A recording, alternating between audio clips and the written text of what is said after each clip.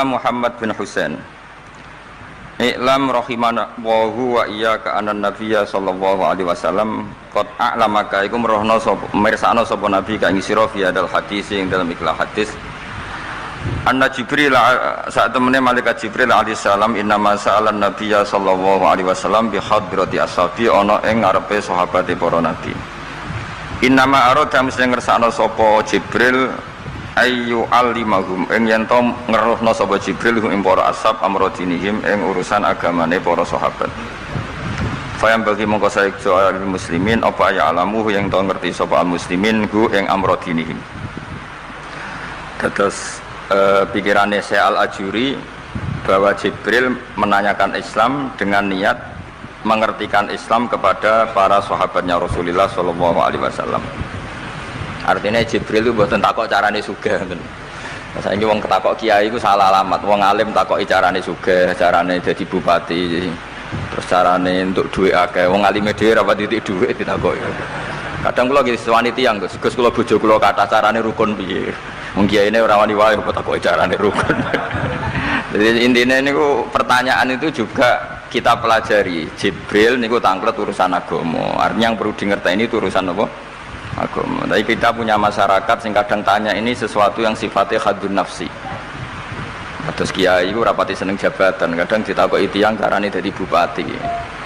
Nak dadi bupati salami template 2 juta, nak ra dadi darani donyane ngobos. Seloro kabeh dadi kiai. Lan kula seneng nak terkenal donga kula ra mandi, mergo nak mandi repot. Dadi dukun. Dadi sakniki repot. Kula gak ada cerita tentang Mbah Hamid Pasuruan. Diceritani bapak kula. Bapak niku riyen lami ngaji kalian Ki Hamid. Jadi dawuh beliau soleh zaman akhir ku repot, hisape gede ya. Mergo terkenal wali dongane mandi terus wong kepen sugih marani kiai, kepen wayah marani kiai, kepen jabat marani kiai. Terus ngekeki dhuwit. Mari hisab tok mergo agama sudah dikonversi sebagai materi. Mulane beliau pernah menangis, aku soleh-soleh ku ngene golek ridane Allah kok dadi wong sowan ngekeki dhuwit, ngekeki gula terus somben piye aku ning akhirat. Jadi jangan kira para wali itu senang ketika banyak mendapat apa? Penghormatan, karena takutnya kesalian ini terkonversi sebagai apa? Materi.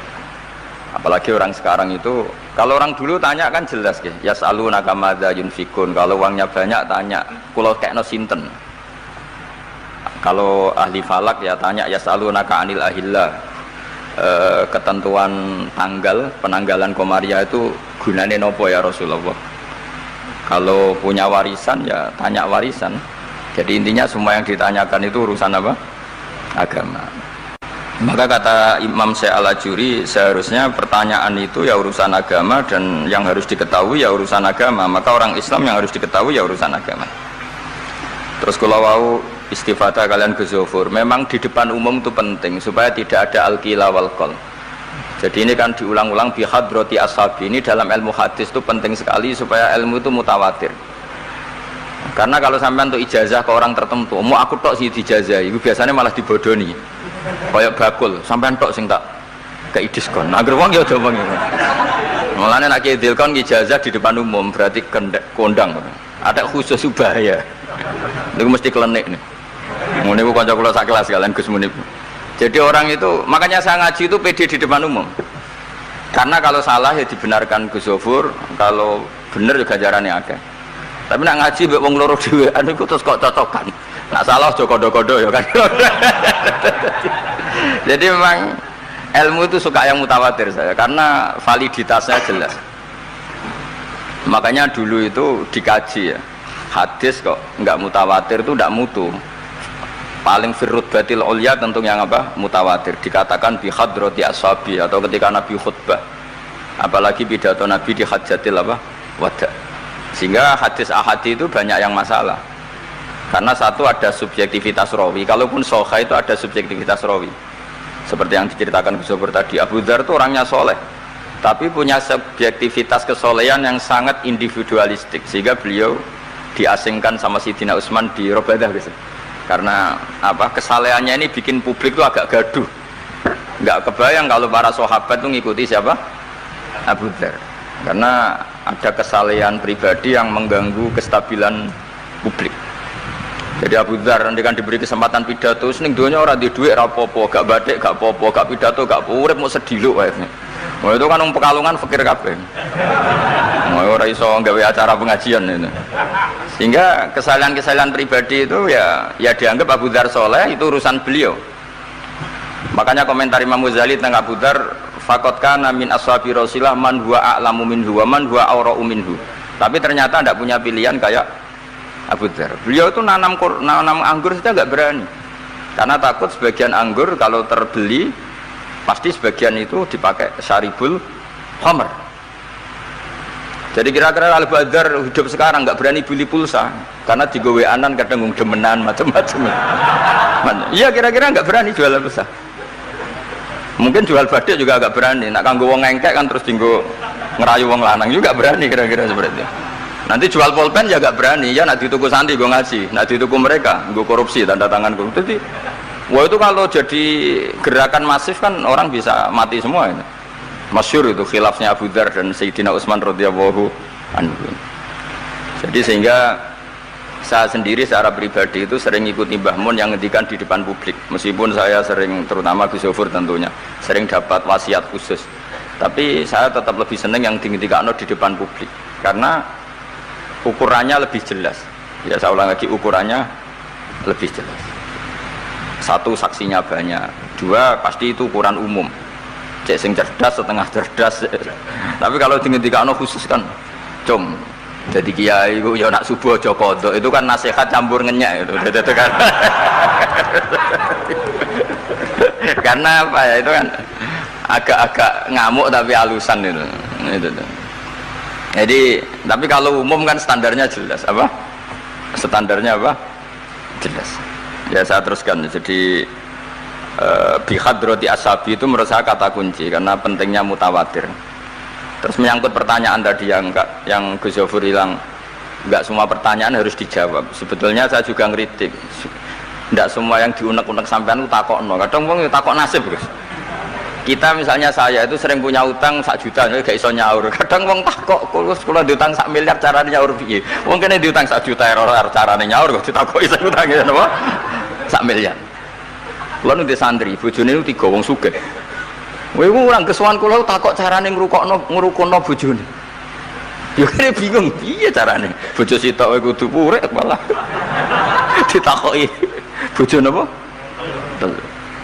Nah ternyata santri itu terinspirasi oleh cerita-cerita. Syaratnya wali iku kudu di bojo cerewet. Nak sitok wae cerewet wali apa meneh nak telu, dia cara berpikir begitu. Nah itu yang bojo pertama itu ngancam nak masih sah dengan istri kedua ketiga mau bunuh diri. Terus dene nate nyuwun sewu melafatkan tolak. Terus takok teng kula, niku termasuk mukroh napa mboten Gus? Karena saya melafatkan itu dipaksa, diancam bojo pertama mau napa? Disuware. Lah iku nang fikih kan hanya ada syartul ikrah, itu mukrih harus mampu mewujudkan mahaddadahu. Kena arah Mekah tak pateni, ini ndak kasusnya unik. Umumnya bab ikrah di fikih kan nak ora ke tak pateni, ini ndak, ini kasusnya beda. Nak rabuk turuti aku mati, itu kan bingung. Ya saya seduarian Gus Yofur ya jawab wallahu alam. Nunggu Jibril ya sudah akan datang. Artinya gini ya, problem kita kekinian itu setiap masyarakat punya iskal atau punya grundel itu ditanyakan kiai. Padahal seharusnya tidak sesuatu yang harus apa ditanyakan. Misalnya kayak gawane di bojo akeh ya mesti sumpek ngurmat wong wedok sitok sumpek kemudian telu. Terus gawane wong duwe utang akeh ya sumpek. Hal-hal seperti itu kan lazim. Sebenarnya nggak perlu ditanyakan, wis biasa wae standar. Tapi kita ini sering menuntut orang lain menjadi solusi ya bagi orang itu. Makanya saya kalau ngajar di Jogja itu sering cerita begitu. Problem orang kota itu adalah kalau punya beban itu dibebankan ke negara atau ke kiai atau ke ustadz.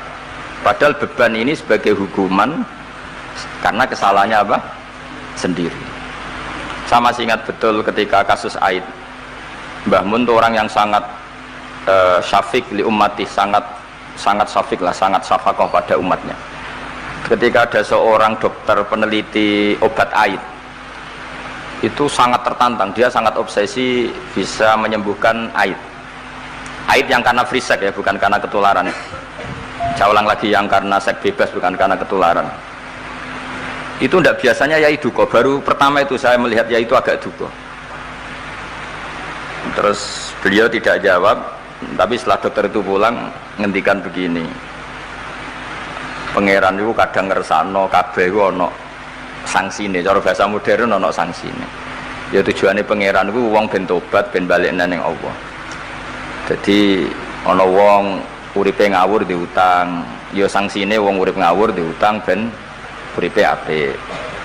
Intinya Mbah Mun tuh mau ngendikan kesalahan itu pantese ya ana sangsine ben wong tobat. Lah saiki kiai iku nek ditakoki ngono berusaha cari solusi sanksiku, padahal Allah kepengen memberi sanksi. Enggak sampean misalnya zaman mondok ras regep terus bareng saiki dadi kiai bingung terus kula kan dadi solusi Gus kayak donga laduni. Wong pangeran ngekeki sanksi kuwe zaman mondok ras regep. Ben rasane isin maca keliru di depan umum. Malah yo ijazah napa? Laduni. Jadi itu pelajaran bagi saya menurut saya. Jadi kata Mbah Mun la'allahum yarji'un itu la'allahum yantahun yang di Quran itu satu kesalahan itu pasti Allah itu menghendaki ada apa? Sanksi. Tentu maksudnya Allah baik supaya tobat. Tapi sekarang sanksi itu mau dihilangkan. Kadang konsultannya itu kayak bojo kepengen minggat sing lanang tak takoki kena apa mun lami Gus boten kula nafakoi ya aku yang mending normale aku minggat aku wis terlambat bojomu kepengen minggat saiki aku terlambat kudune wis wingi-wingi normale wong lanang ra tanggung jawab mencen sanksine bojone minggat cara kula kiai ini ra perlu memberi napa solusi tak takoki lah minggate rek diteng-teng tuane berarti bojomu pinter wis ngerti sing lanang ra kena deloki melok wong tuane ya menika dadi. Nah seperti itu menurut saya semua kiai itu harus kayak saya dalam bab itu. Tapi mereka nyari dongo, piye bojo iki ra dicukupilah seneng. Terus golek akeh pengasih, golek jimat. Akhirnya bangun nanti cerita, sing kula paling tak kenang sih. Akhirnya kiai ini nganti lali ya. Ana wong melarat di ijazah kiai. Berhubung kiai ini ku isin muni ra iso diijazahi duha mek dongo. Kiai ini ku lali nak dhewe fakir. Akhirnya yang minta ijazah itu ditimbali Mbah Mun. Rene tak ijazahi. Kowe yo ijazah duha mbek sapa kiai iki. Lha kiai ku dhewe fakir kok jalu ijazah. Yo ijazah ya mbek aku sing wis sukses dadi kiai sugih jare Mbah Mun. Artinya apa? Benar ceritane Gus Zofur gara-gara setiap pertanyaan niku memaksakan bisa jawab. Wis koyo kok ning pondok lho, wis karuan dene dhewe Joko Tuwa. Lho kok ngekek ijazah mahabbah. Dene pondok kan Joko Tuwa. Itu di pondok mana-mana Gus itu ada ijazah laduni. Padahal sing ijazah iku ya tau ra munggah. Sekolah iku ora tau munggah. Ngono dicalon ijazah laduni ya. Coba di pondok-pondok beredar gak ijazah ketemu Nabi Khidir? Beredar. Padahal yang ijazah juga gak pernah. Nah itu karena yang diceritakan Gus tadi memaksakan bisa. Jadi karuan dekne dhewe ra iso ya santai wae. Nah aku pengen ngipi ketemu Rasulullah itu beredar gak ijazah itu? Mungkin Pak Del kan yang pernah mengijazahkan itu. Tapi ya ora tahu. Sampai tahu ijazah nih Pak Zakaria. Oh, jadi apa? Ijazah terus ya. Karena jubir Torekoh nih. Jadi intinya kalau tidak bisa ya bilang saja tidak bisa. Sampai apa? Jangan kita lupa tadi ya. Sampai lupa daratan tadi karena problem negara kita termasuk itu. Semua intelektual, semua pakar kalau ditanya semuanya jawab. Maksudnya kan gaduh. Semuanya punya rumus, semuanya punya versi, makanya gaduh. Misalnya pemerataan Indonesia rumusnya gimana? Yang satu bilang, wah ibu kotanya dipindah. Yang satu bilang, enggak harus ada sentralisasi di Jawa supaya ada kualitas A, ada kampus terbaik, ulama terbaik. Kalau diratakan nanti kemampuannya rata itu justru enggak bagus. Yang ketiga enggak, wah kualitas demokrasinya dijaga. Yang satu enggak, demokrasi tanpa ekonomi tidak bisa. Nak sehari santri wis dunya rasa pikir, sesuk mati wis ben. Nah itu kan karena memaksakan jawab, akhirnya ada kegaduhan tadi. Semuanya paling benak is wae takoki wis muni wawahu. Alam senajan to sing takok muni wis suwe, Mbah. Gak masalah itu penting. Ya saya teruskan. Wa amal imanu fawajibun ala kulli muslimin ayyumina billahi azza wa jalla wa bi jami'i malaikati wa bi jami'i kutubihi allati rupane kutub anzalha Allah ala rusulihi wa bi jami'i anbiya'i wa bil mauti wa bil ba'si min ba'dil mauti wa bil jannati wan nar. Wa bimalan kelan perkara jaat bihi bala saru pira-pira hadis utawa pira-pira riwayat fi ahaditsa ing dalem pira-pira hadis ukhra kang liya-liya. Mislu ayyumina bisirat kelawan timbangan wal kelawan rat apa wat. Nah kiye kono maknani wat jembatan wal mizan wal khaut wasyafaah wa bi adzabil qabri lan termasuk ini sing khasi ahli sunnah wa bi kaumin dan iman kelan anane kaum yukhrajuna kang dentokno sapa kaum minan nari saking neraka. Ini yang mulai khasnya ahli sunnah wal jamaah aswaja kita harus iman kalau nanti itu ada keluarga. Saya tahu persis tag ini ada di Sahih Muslim ketika zaman tabi'in yang masih ada sahabat banyak. Sebetulnya bukan zaman tabi'in banget karena zaman itu masih banyak apa? Sahabat. Itu mereka cara berpikir sudah semua ahlun nar itu redaksi di Quran tuh khalidina fiha, sehingga zaman tabi'in sudah banyak yang berpikir nggak ada kemungkinan orang sing yukhrajuna minan nar.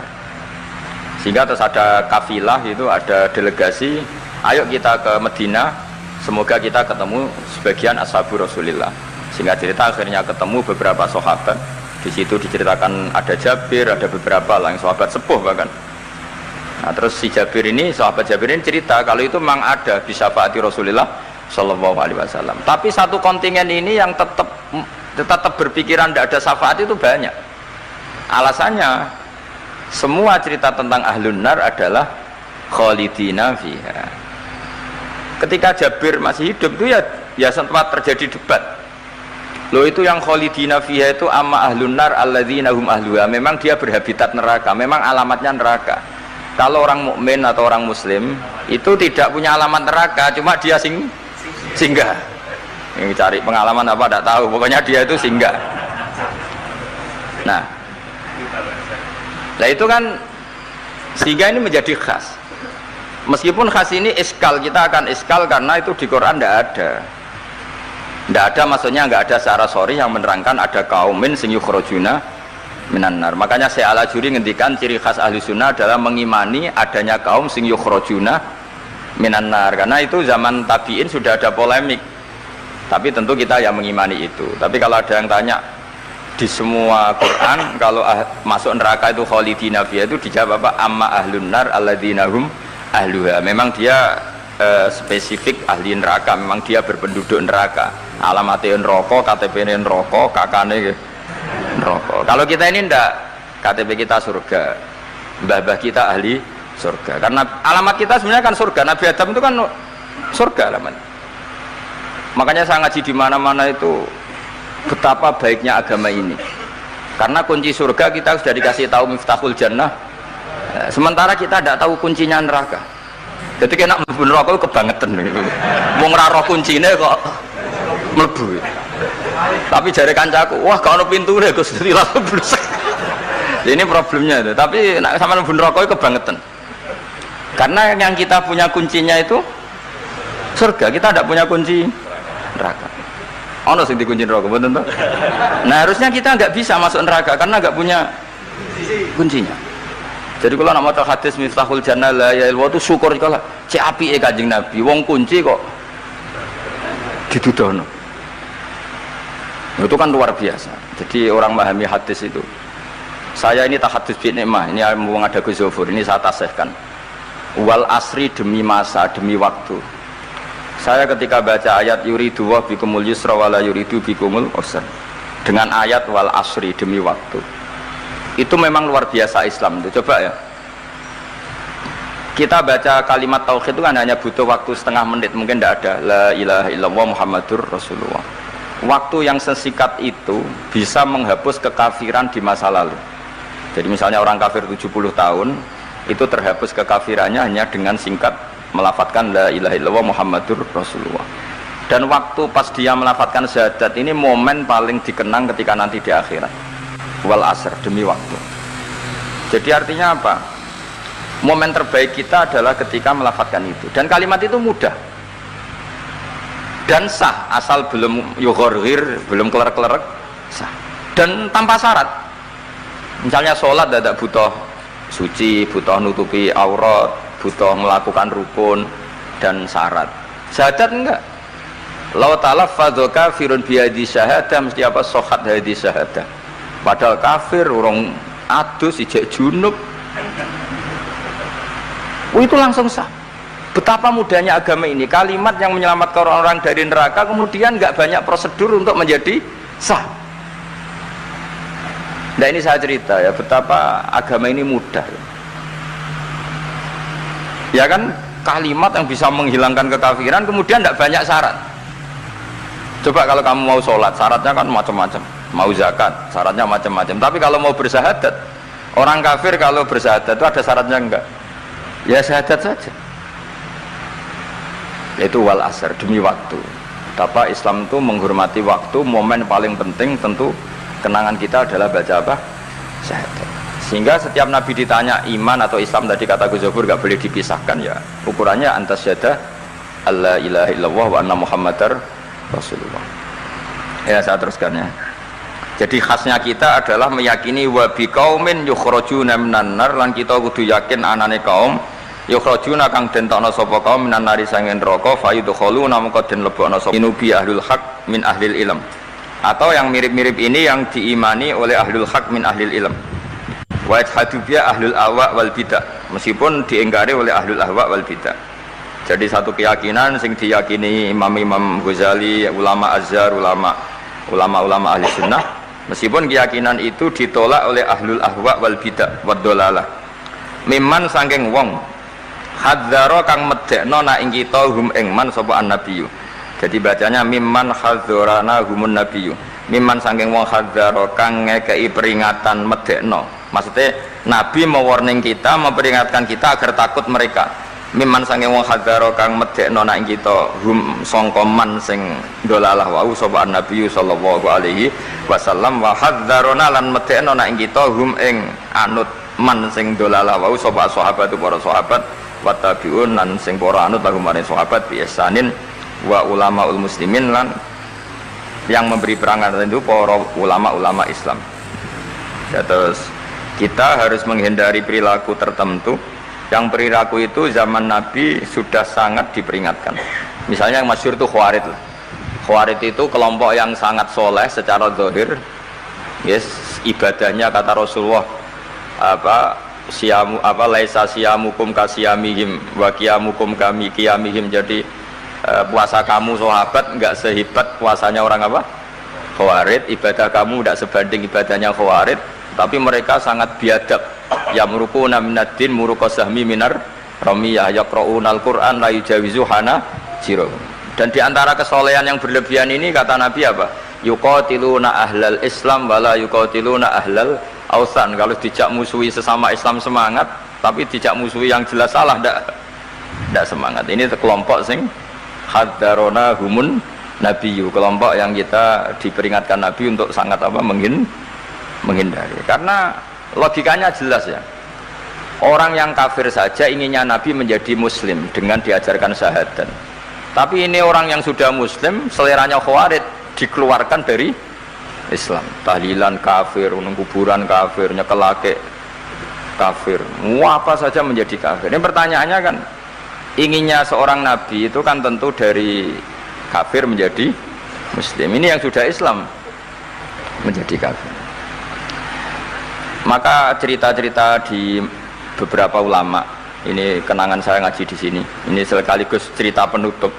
Ada orang ekstremis ketemu Islam alim. Terus ketika melihat ahlul ma'asi itu maksiat, ahlul ma'asi ketika maksiat, sedang maksiat, sebaiknya orang-orang Islam seperti itu mau saya bunuh, mau saya bom. Ini yang cerita orang-orang alim ke saya.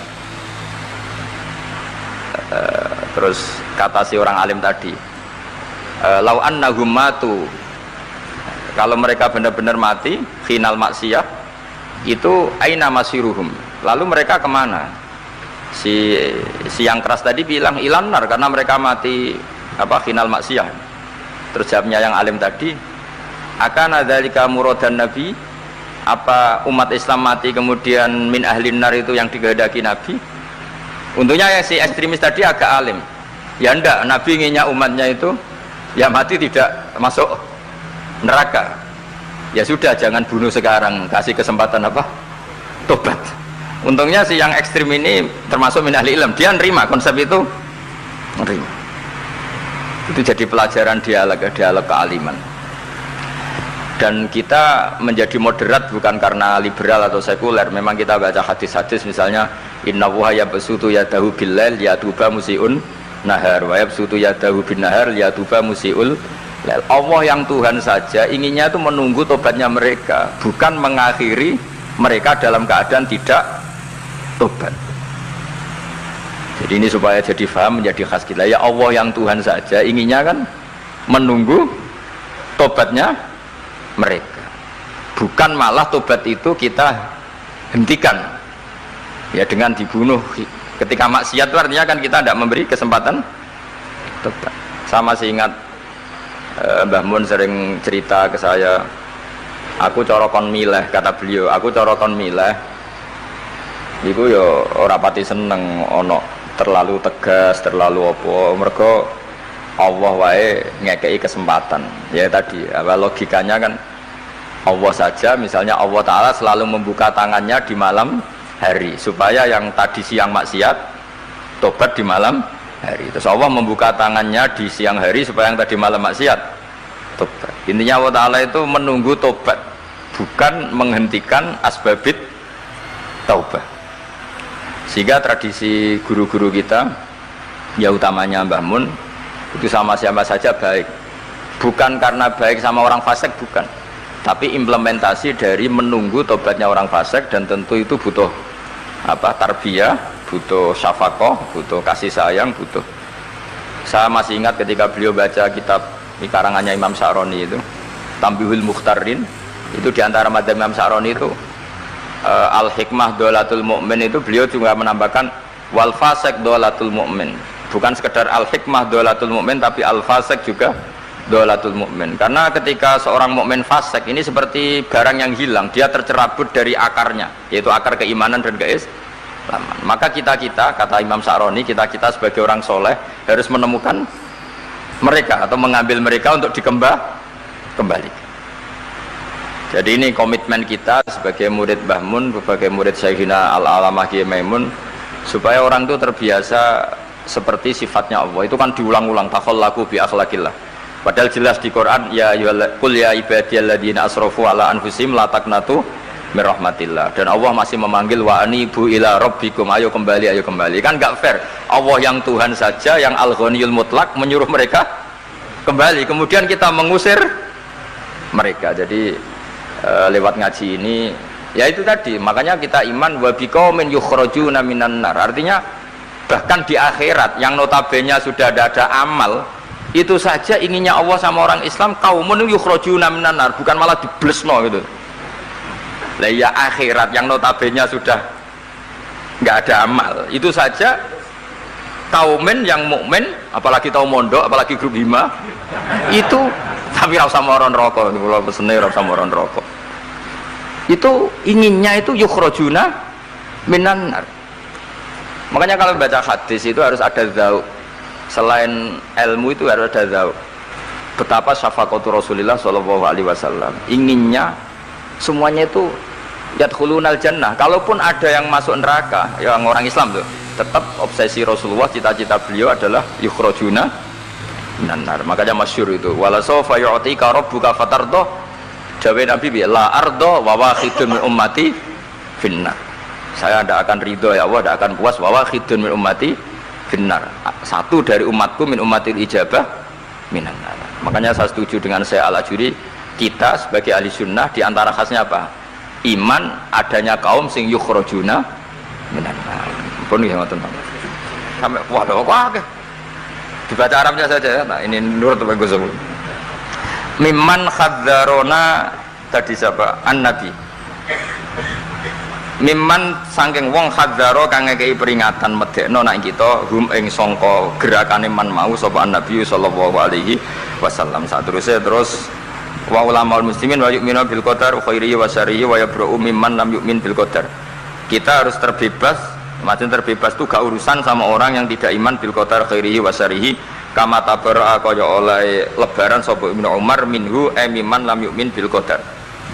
Wa qauluhu wa akhbirni 'anil ihsan qala anta abudallaha ka annaka tarahu fa illam takun tarahu fa innahu yaraka fa'lam annaman satemene wong abada kang nyembah sapa man Allah azza wa jalla fa ya'lamu mongko ngerti sapa man anna wa azza wa jalla mutaliun kundat sing ningali ala amalihi ing atase ngamale wong ya'lamu pirsa sapa wa ta'ala sirruhu ing rahasiane wong wa alaniyatahu lan alaniya wong sing ngamal sing jelas wa ya'lamu lan pirsa sapa wa ta'ala ma ing perkara tufi kang nyamarno sira min amalika saking amal sira wa malan perkara tubdihi kang ngetokno sira ing amal wa malan perkara turidu kang ngarepno sira bi ilmika kan ilmu sira kowe ngarepno bi ilmika misale Allahu turidu am khairah dadi maksudnya Allah ana ta kowe ngamal iku ngersakno Allah turidu am khairahu dadi maksudnya Allah tahu amal kamu atau ilmu kamu apakah amal kamu ilmu kamu untuk Allah turidu am khairahu apakah kowe melakukan amal itu karena Allah apa enggak ya'lamu pirsa sapa ta'ala asirra wa akhfa ya'lamu pirsa sapa ta'ala khainatal ayuni ing mripat sing khianat